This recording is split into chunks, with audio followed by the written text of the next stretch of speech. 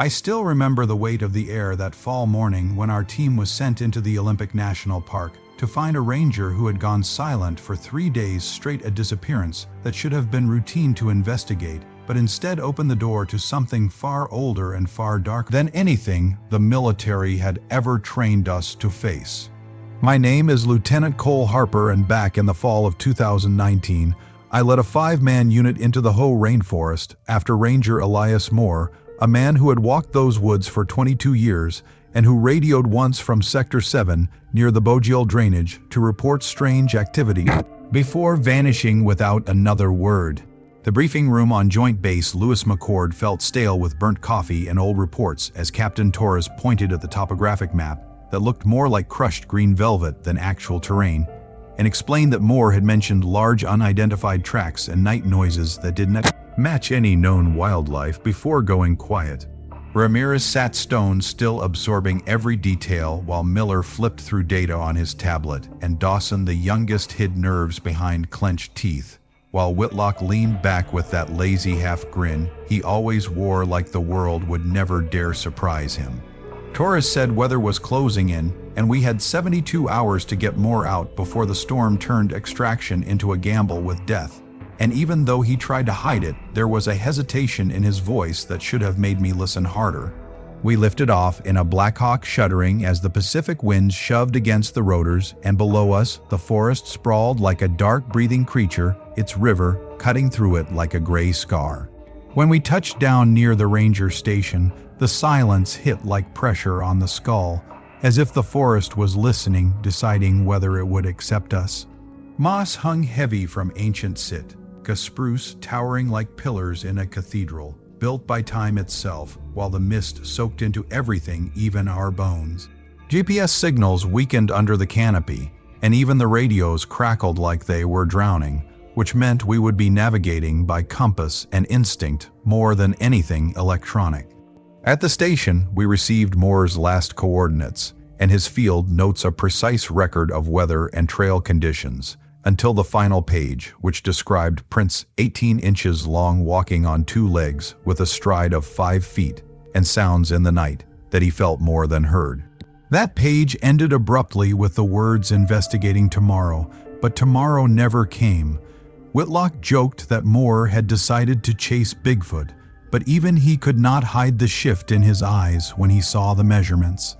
We moved out in formation with Ramirez leading and the forest swallowing our steps until even time felt distorted and every direction seemed the same. The moss muffled every sound and the ferns brushed our legs like reaching fingers while the mist dripped through the canopy like the breath of something unseen. 2 hours in, Ramirez froze and raised a fist, and when I stepped beside him, he pointed to a track in the mud larger than my boot by half shaped like a human foot, but wrong with long spread toes and a deep heel suggesting immense weight. Another print sat 4 feet ahead, far beyond the stride of any man, and Ramirez said softly that it was fresh, no more than 6 hours old. Whitlock asked if it could be a bear, but Ramirez shook his head because bears did not walk like this, and certainly not for this long. We followed the direction the tracks led deeper into the forest where no ranger should have wandered, yet the prints kept reappearing as if guiding us or warning us. By late afternoon, the light dimmed under the thickening canopy until mist swallowed everything and visibility shrank to 50 meters at best. When we found Moore's small camouflaged camp, the unease thickened.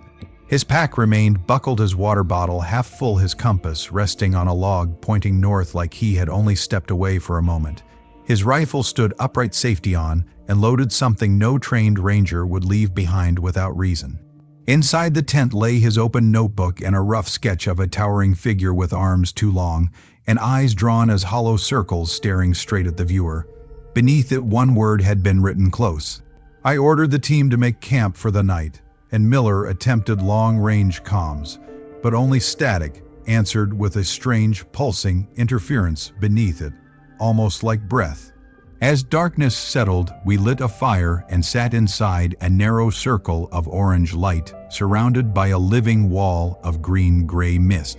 None of us spoke much because the forest seemed to speak for us with its drips and distant rustles.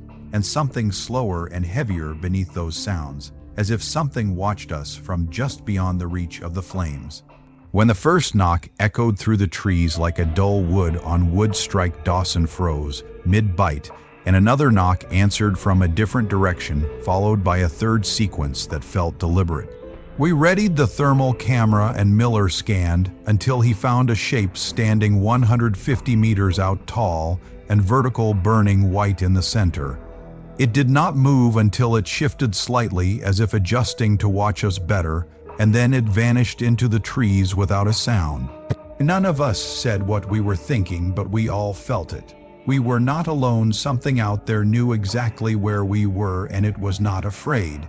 We moved out in a tight line with Ramirez on point, then me behind him, followed by Miller, then Dawson and Whitlock taking the rear, each man spaced 5 meters apart as the forest closed around us like a living curtain, swallowing sound, light, and any sense of direction until even the memory of open sky felt unreal, as if we had stepped into a world that did not welcome us and never had.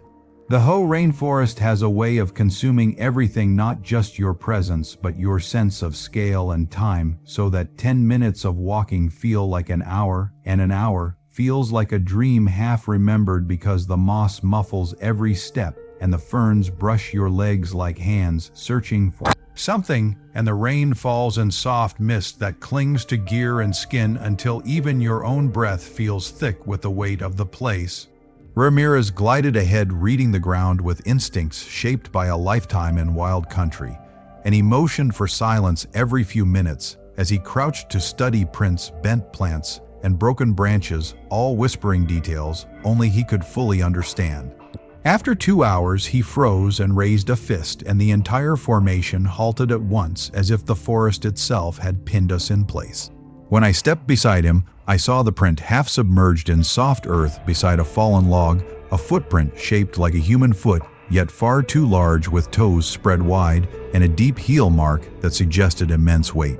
Another print lay 4 feet ahead, a stride far greater than my own, and Ramirez said quietly that it was fresh, perhaps only 6 hours old, which meant whatever made it was still somewhere close enough that the hairs on the back of my neck prickled like needles. Whitlock asked if it was a bear, but Ramirez shook his head slowly because bears did not step this way, and they never walked upright for long distances, and certainly not with such precision. We kept going, and more tracks appeared, then vanished, then appeared again, always pointing deeper into the forest, as if leading or pulling or hurting us towards something we did not yet see. As the day wore on, the canopy thickened, and the mist deepened until the light dimmed to a gray gloom that made it impossible to judge distance or shadows. The air felt heavy with moisture, and the plants seemed to lean in as though listening to us pass. Just before evening, we found Moore's camp tucked into a hollow of ferns and rotting logs, barely visible even from 10 feet away. His tent stood open, his pack sat upright beside it. His water bottle lay tipped on its side, half full, as though he had been interrupted mid-task. His compass rested on a log pointing north, unwavering. His rifle leaned against a pole, fully loaded, safety on, untouched. No ranger with 2 decades of field experience would have walked from that camp unarmed unless something had compelled him or terrified him into forgetting everything he knew. Dawson whispered that it looked like he had simply gone for a short walk and never returned, and none of us could argue because the normal signs of a struggle were absent. I found his field notebook inside the tent, pages neat and orderly until the final entry where the handwriting changed, tightened, and a crude sketch filled the page, showing a tall figure with elongated arms and 2 hollow, staring eyes. Beneath it, one word: close. I felt the woods grow colder, as though the trees had leaned in around us.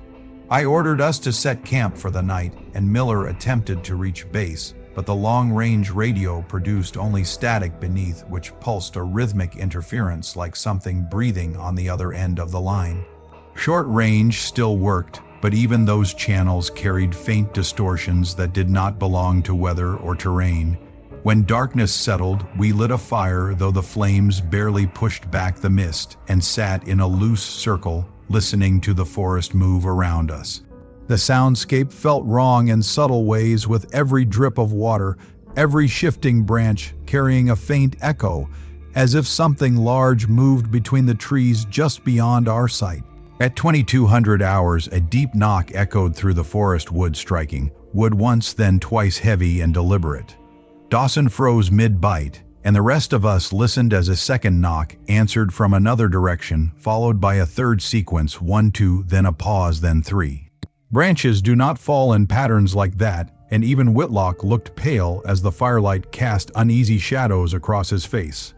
I told Miller to bring out the thermal camera, and he scanned the trees with slow, steady sweeps, east first, then north and west, and finally south, until he stopped abruptly. He whispered that he had something, and we gathered behind him. On the thermal screen, our bodies glowed white-hot, and the fire burned in bright yellow. Yet beyond the reach of our camp, perhaps 150 meters away, a tall vertical figure shimmered with heat, its core blazing bright. It stood motionless, facing us through the trees as if studying us. Then it shifted slightly, adjusting its view, and before Miller could refocus, the shape vanished as though it had stepped behind a tree and dissolved into the mist. None of us spoke for several seconds. The knocks resumed from yet another direction, this time closer, and the forest seemed to hold its breath, as though waiting to see how we would react. We continued the watch in silence, each man wide awake, listening for any shift in the dark, while the fire crackled weakly, and the mist pressed inward as if eager to smother the light. Every now and then a rustle or a footfall or a distant creak made someone flinch, and we all knew without speaking that something was circling us, studying us, waiting, perhaps marking the edges of our courage. That night did not feel like a night spent in wilderness, but like being enclosed inside the lungs of something alive, something ancient, something that understood us far better than we understood it. We stayed awake through the long wet hours with the fire burning low and every man on edge, because once the forest showed us that tall white-hot shape on the thermal camera, none of us could pretend we were dealing with ordinary wildlife, and every shift of the mist felt like something leaning closer to listen. The knocks continued in broken patterns from different directions, never too close, but always near enough to remind us that whatever watched us wanted us to know it was there, and that knowledge wrapped around the camp like a tightening noose. I sat with Whitlock for first watch, and the usual grin he carried into every mission was gone, replaced by a hollow stare, as he kept his rifle braced across his knees while searching the darkness for shapes that refused to appear. He opened his mouth a few times like he wanted to speak, but each time the words died before they began, because there was nothing he or I could say that would make sense of what we had seen on that screen. The forest breathed in slow pulses of mist drifting between the trees, and the silence felt thick enough to bend the world around it. At 23:30, the scream cut through the woods, a sound so layered and unnatural that every muscle in my body seized. It rose high, then dropped low, as if several throats had cried out as one, and Dawson jolted upright, nearly stumbling into the fire, his eyes wide with terror. It was not a cougar or elk or anything catalogued by science. The scream faded, but the echo of it clung to the mist, which only deepened the feeling that something immense and aware moved just beyond our vision. No one spoke for several long seconds until the forest answered with another knock, closer than before. And for the first time since I joined the army, I felt not like a soldier but like prey caught in a place built for something else. The minutes dragged by with the slow violence of dread, and Miller kept the thermal camera raised, scanning left to right repeatedly, though nothing appeared again. Ramirez sat near the fire, motionless, staring into the dark like he was tracking something based on breath alone, and when a foul smell drifted into the clearing, wet animal musk mixed with rot, he finally whispered that something big was near. The stench coated the inside of my throat, and Dawson gagged, while Whitlock covered his face with his sleeve, but no one moved to investigate, because deep down we knew the source moved with purpose and intelligence. At around 0200 hours, the forest suddenly fell into absolute silence, not the ordinary stillness of night, but a dead void where even the rain seemed to hold its breath. Every drip vanished, every small rustle of life ceased, and the fire itself burned quietly as if afraid. Then a rhythmic breathing began, deep, slow, steady, and so pervasive it felt like it vibrated inside the bones more than the ears. It did not come from one direction, but from all directions, as though the entire forest exhaled at once with a presence older and stronger than anything human.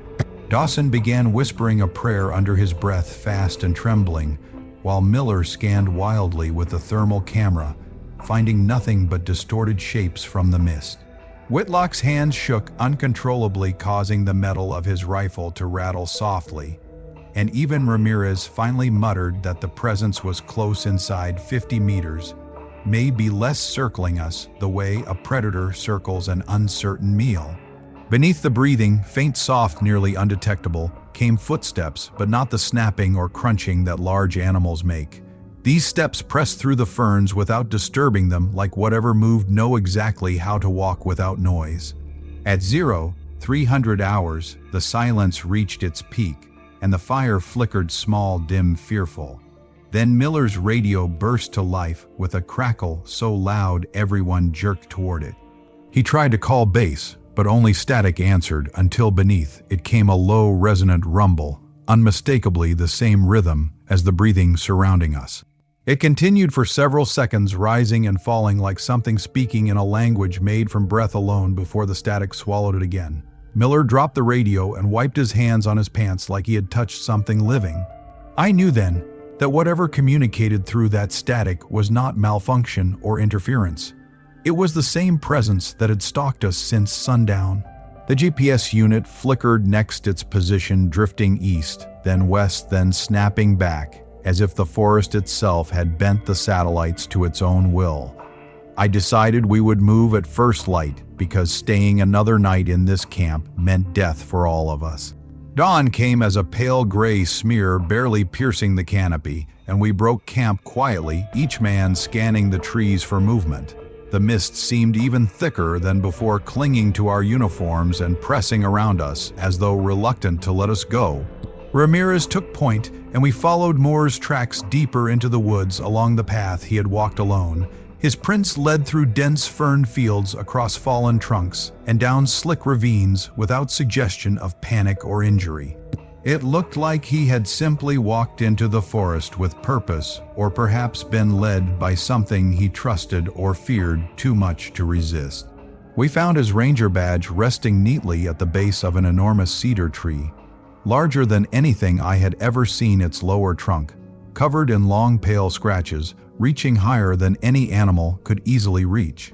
Dawson held the badge with shaking hands while Ramirez examined the marks, saying something had clawed or scraped the wood recently, perhaps as a warning or a declaration.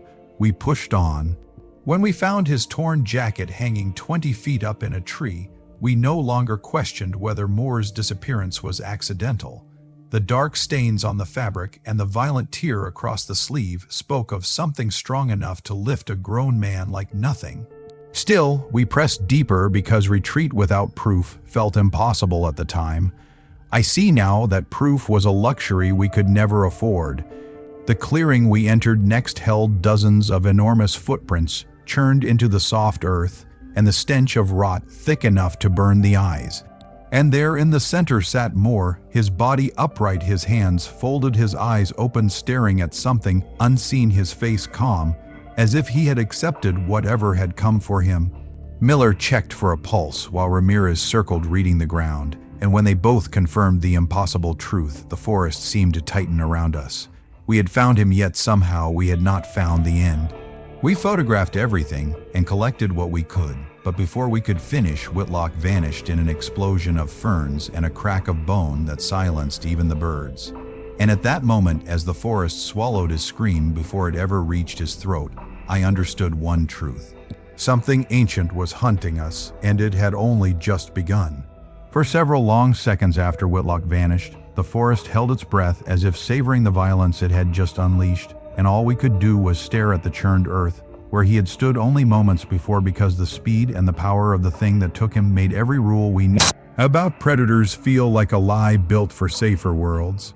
The ferns still trembled from the impact, and when Ramirez stepped forward and knelt to examine the ground, I saw his jaw tighten as though even he, a man who had tracked every kind of animal in North America, could not force this scene into any logic he understood.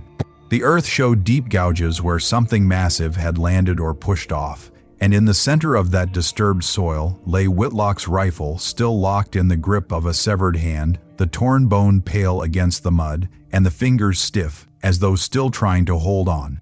Dawson let out a thin, choking sound, and Miller pulled him back, shielding his view, because there are some things no young soldier should ever have to see yet here in this ancient place. Nothing cared about what any of us should or should not witness. The blood on the ferns was sprayed in an arc too high for any human struggle, which meant he had been lifted before the killing blow struck, and the absence of a scream told me the attack had been so fast, so precise, that Whitlock likely never understood what happened. The mist seemed to thicken around us, and I felt the forest watching, waiting, measuring us. Ramirez stood and said we needed to move, and I knew he was right because whatever lurked among these trees was not done, and it was not afraid of us or our weapons or the idea of vengeance. Dawson insisted that we could not leave Whitlock behind, and that he might still be alive somewhere, but the silence that followed his plea made the truth unmistakable. Whitlock was gone, and the thing that took him was beyond our ability to chase. I looked at the severed hand, then at the dark corridor between the trees where the blood trail disappeared, and I felt a cold certainty settling into my bones that this forest was not just hiding a creature, but feeding it patience, cunning, control. I ordered extraction. We moved quickly, crashing through dense growth without the quiet discipline we were trained to hold because survival had eclipsed protocol and every step felt hunted. The thing paced us. We heard it on both sides, heavy, careful footfalls that remained just out of sight, and every now and then the deep breath that rolled through the foliage like a warning. Miller held the thermal camera in shaking hands, calling out the contacts. He saw shapes moving left, then right, then left again, 50 meters, 30 meters, 70 meters, always circling, never attacking. It was pushing us west, forcing us toward the river and away from the route that would lead us out. I stopped and ordered us north, refusing to let it herd us like livestock. We took only a few steps before the attack came. The mist split open on our left, and a mass of dark matted hair and impossible muscle erupted from the trees, moving with a speed that did not belong in something that size. I glimpsed only fragments in the chaos, a towering shape, an arm thick as a fallen trunk, the glint of teeth too long for any animal I knew before Miller screamed and went down his body, thrown against a root with such force the impact echoed through my ribs. I fired, Ramirez fired, Dawson fired, our muzzle flashes strobing the gray world in bursts of violent light, and in those frozen snapshots I saw its face, broad, heavy, ancient, with eyes that held none of the confusion of beasts, only intention, as if it knew exactly what it was doing and why. Its roar tore through the clearing, a layered sound made of fury and dominance and some deeper resonance that felt like the earth itself was speaking, and then in a blink it was gone, swallowed by the mist. Miller lay unconscious, blood seeping from a cut on his forehead, his pulse faint but steady.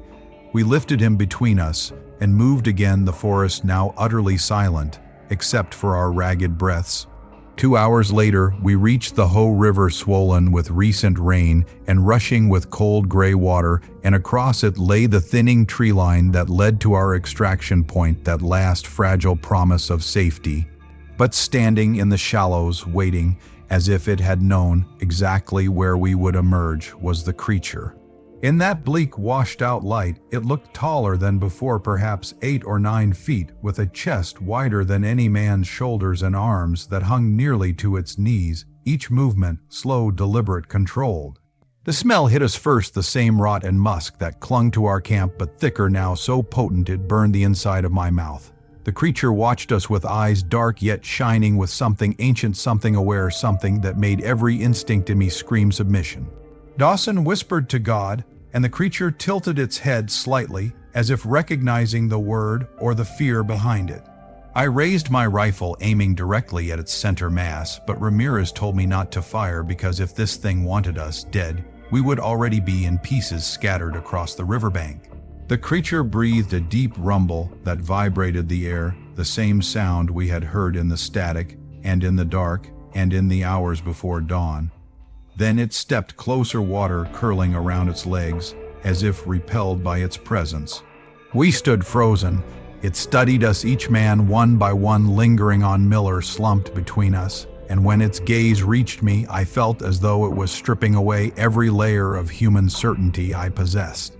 Then slowly, it lifted a massive hand, palm outward, fingers spread in a gesture I could not interpret.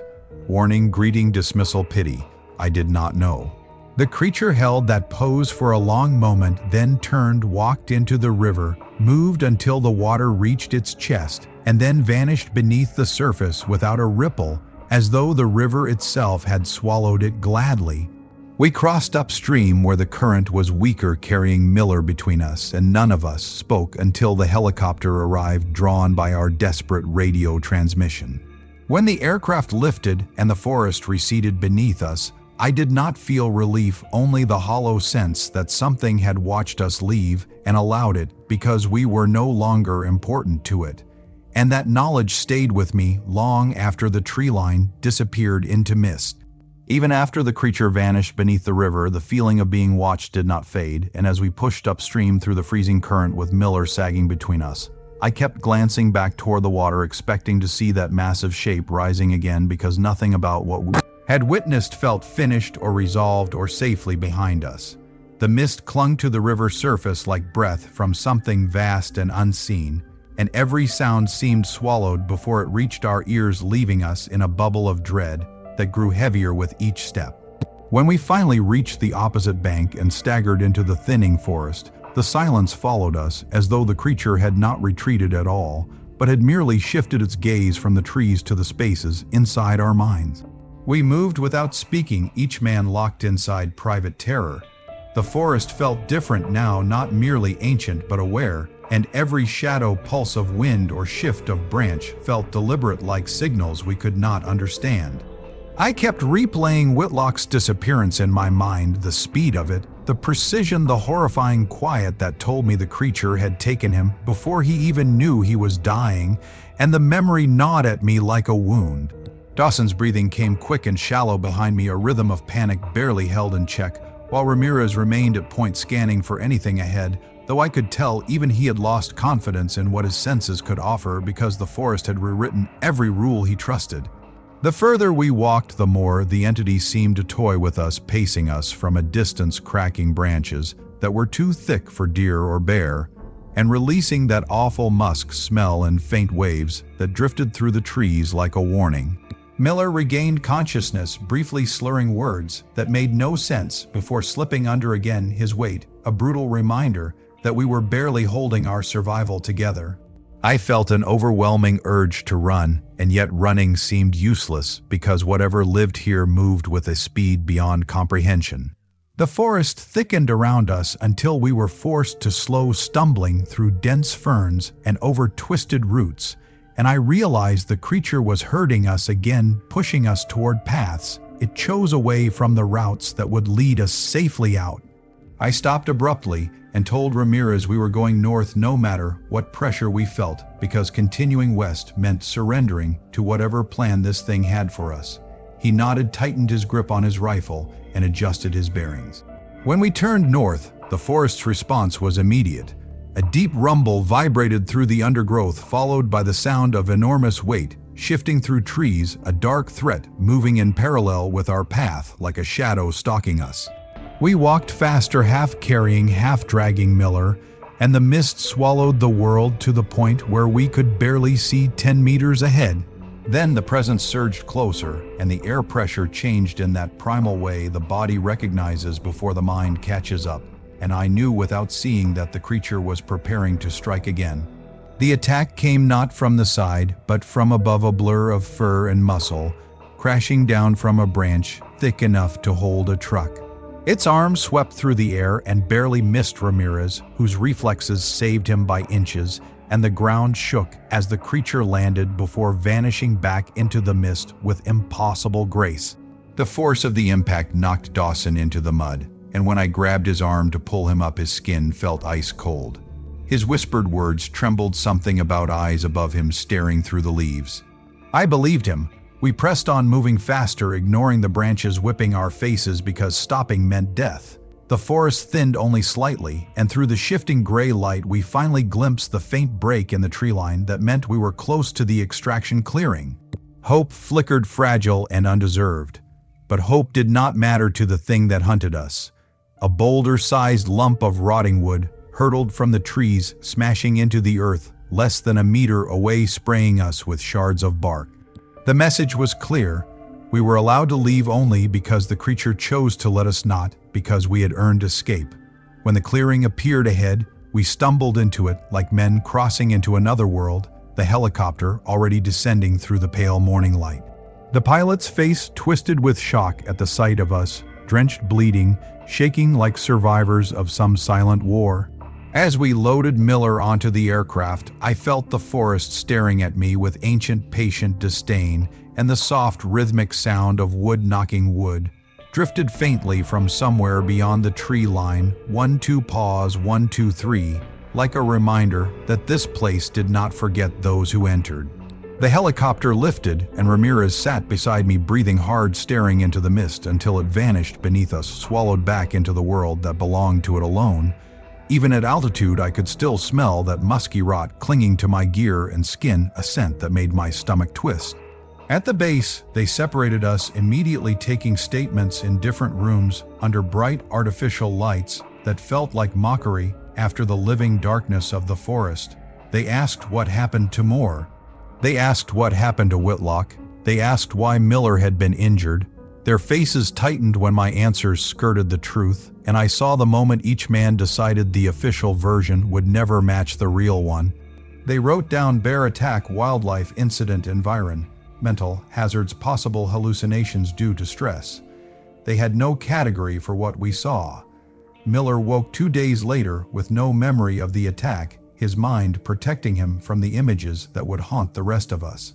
Dawson left the service within 3 months, moving somewhere flat where horizons stretched wide and no trees grew taller than a house. Ramirez stayed in, rising through the ranks, but every year on the anniversary, he sent me a message with 2 simple words: still here. I always replied the same way: still here. It was our pact, our acknowledgement that what we experienced had carved itself into us, leaving marks deeper than wounds. Whitlock's body was never recovered. Search teams found no bones, no blood, no clothing, not even a trace of the ground disturbance we had seen. One handler told me off record that his tracking dog refused to enter the ravine, tails tucked, ears flat, and when forced, snapped at him for the first time in 8 years. Whatever lived in that forest commanded fear beyond instinct. Moore's death was ruled heart failure, a conclusion that felt more like surrender than truth. And as the months passed, I realized the creature had not followed us out of those woods, but its presence had stayed coiled inside us, waiting, watching, reminding us that survival came only because it allowed it, not because we deserved it.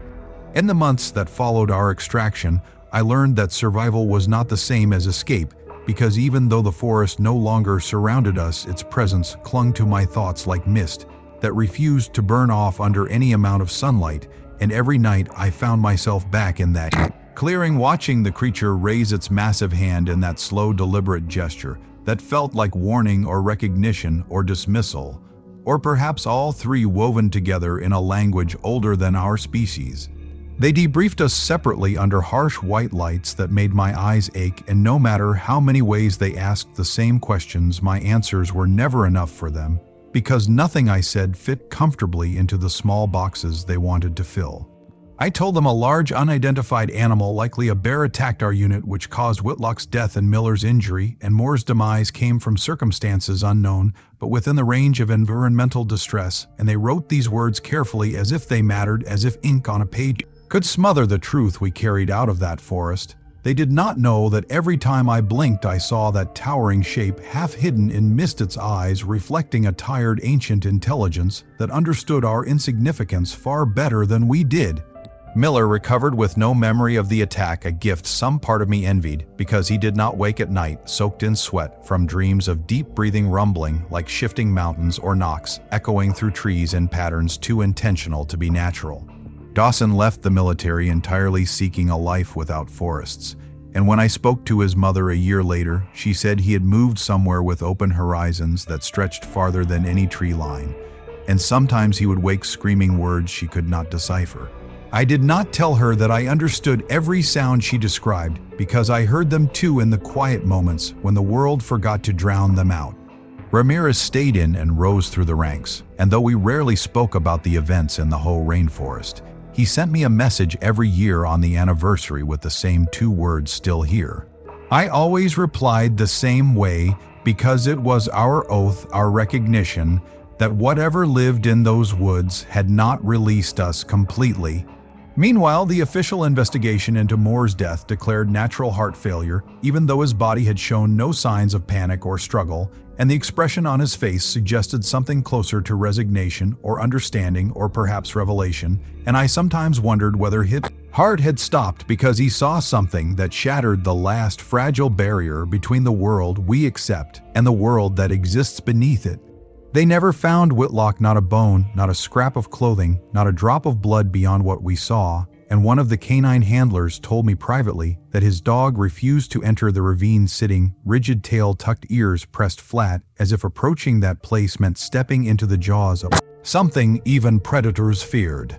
He said when he tried forcing the animal forward, it snapped at him for the first time in 8 years, and he looked at me with a haunted expression that told me he knew something lived in that forest that defied every chart species list or taxonomy book we had ever written. Life moved on around me, but I moved through it like a shadow drifting between obligations and routines, while the echo of that deep forest watched from the corners of memory. I avoided wooded areas, even small clusters of trees, because every rustle of leaves sounded like massive weight shifting above me, and every crack of a branch felt like a warning. Yet despite the fear, a strange pull formed inside me, like the forest had marked me in some unseen way, and a part of me wanted to return to confirm that what we saw had been real, though another part knew returning meant risking the kind of understanding that killed more. 3 years later, that pull won, and I drove back to the Olympic Peninsula, telling myself I needed closure, though deep down, I knew closure was a lie meant only for those who had never witnessed the truth. The forest looked the same when I reached its edge, green, damp, ancient, indifferent to the human world rolling at its borders.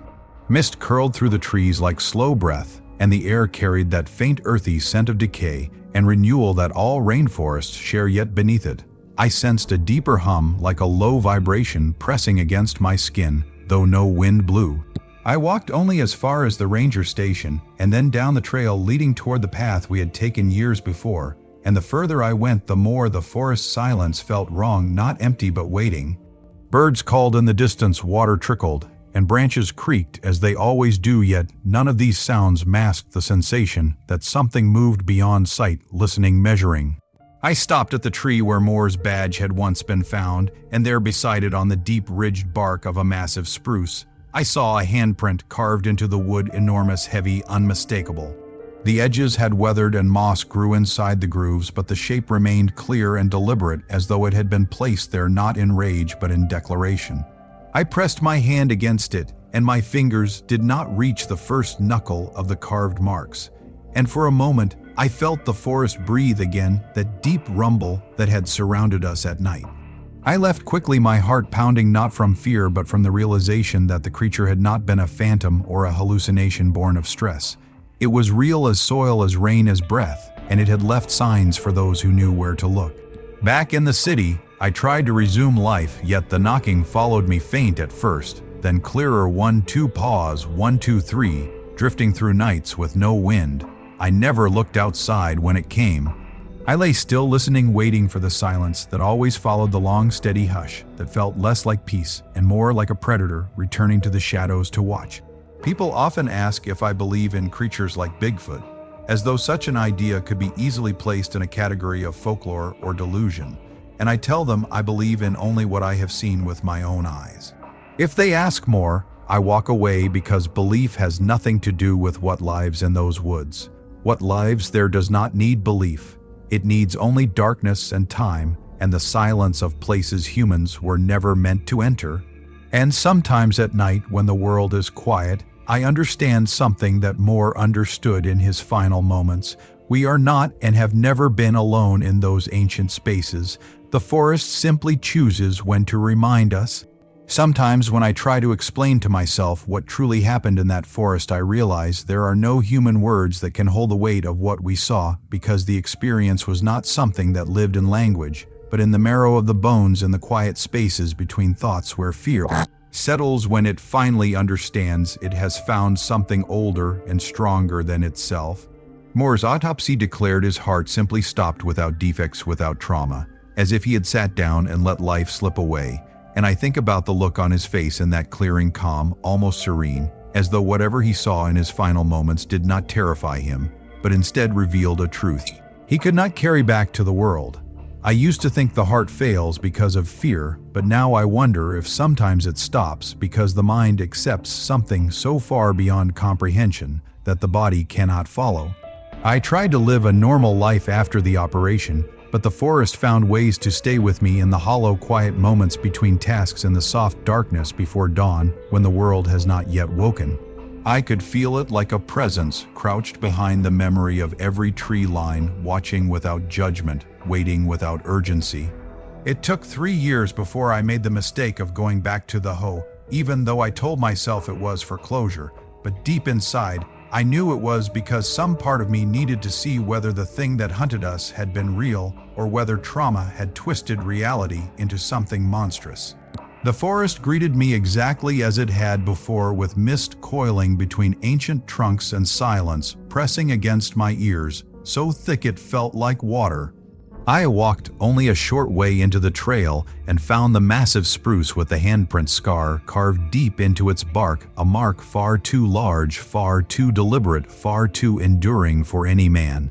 When I placed my hand inside that weathered print, I felt a weight behind it, like the echo of something watching me. That was enough to send me back to the city, to concrete and steel, where trees were small enough not to matter. But even there, the forest followed in the form of distant knocks on quiet nights, soft at first, then clearer, and though I never looked out the window, I always knew the sound was not coincidence, because it came in the same pattern: 1 2 pause, 1 2 3, the rhythm that had circled our camp. It chased us through the mist. The knocks never repeated immediately, never clamored for attention. They came like reminders, soft, patient, unhurried. I refused to tell anyone, because how could I explain that something ancient cared enough to send echoes across distance to remind me of its existence? When people asked whether I believed in creatures like Bigfoot, I answered honestly that I believed only in what I had seen, and that usually ended the conversation. Yet inside, I carried a heavier truth: that the forest harbors beings that do not need us to believe in them, because belief is a human comfort, not a requirement for survival. The Hoh Rainforest, the Olympic Peninsula, the deep woods across the Northwest, they all hold stories older than the first tribes, older than the first settlers, older than any map. And sometimes I think those stories are not legends, but warnings spoken by landscapes that remember every footstep that ever entered. Men go missing in those woods every year, and the explanations range from accidents to exposure to bad decisions. But I know now that some disappearances belong to something else, something that moves silently between shadows and watches trespassers with eyes full of tired intelligence. If you walk those trails, you might feel it: the weight of being observed, the prickling on the back of your neck, the sensation that each step carries you deeper into a place that does not belong to you. Keep walking long enough, and the forest might reveal something you were never meant to see. As for me, I live my life carrying the memories of the men who followed me into that place, and the guilt of bringing home only 3 of them.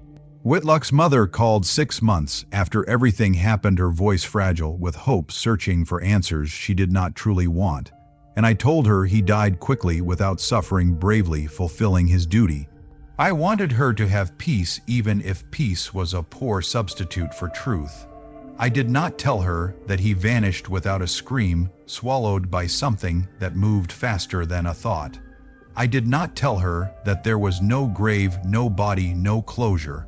Some truths do not heal, and some truths do not belong to the world outside that forest. The weight of leadership follows you long after the mission ends, and there are nights when I still hear Whitlock's last breath, even though he never had time to take one. I have learned to carry that weight, one silent day at a time. If you ever find yourself traveling north toward the Olympic Peninsula and you decide to step into those woods, walk softly and do not stray from the marked paths. Do not go toward sounds you cannot identify. Do not investigate footprints larger than any human foot.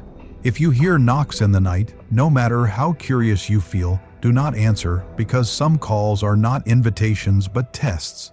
And never forget that the forest is patient. It waits, it watches, it remembers.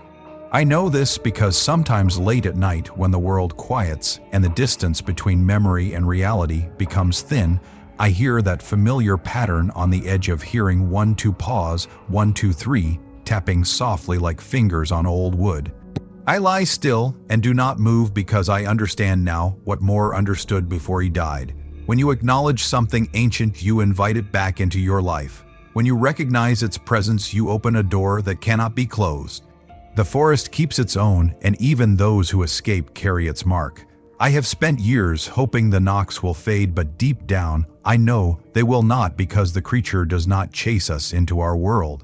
It simply reminds us it still exists, and I think that is the worst part. There is no final confrontation, no closure, no answer. Only the truth that we are smaller than we believe, and the wilderness beyond our paths is not empty but occupied by something that was here long before us, and will remain long after our names vanish from memory. So if you ever stand beneath ancient trees and feel the weight of something unseen tilt the air around you, remember my story and walk away while you still can. And if a knock comes in the dark and you think it might be for you, do not respond. Nothing good ever answers back, and that wraps up this encounter, soldier. If you made it to the end, then you already know some places in this world hide truths we were never meant to see. The forest keeps its secrets and it keeps its dead. And if you ever hear a knock in the night, remember this story before you decide to answer it. If you enjoyed this mission report, hit that like button and subscribe. It costs you nothing, but it keeps this channel alive. Drop a comment and tell me where you are watching from and what you think really lives out there in the deep green. Stay sharp, stay ready, and as always, I will see you in the next one.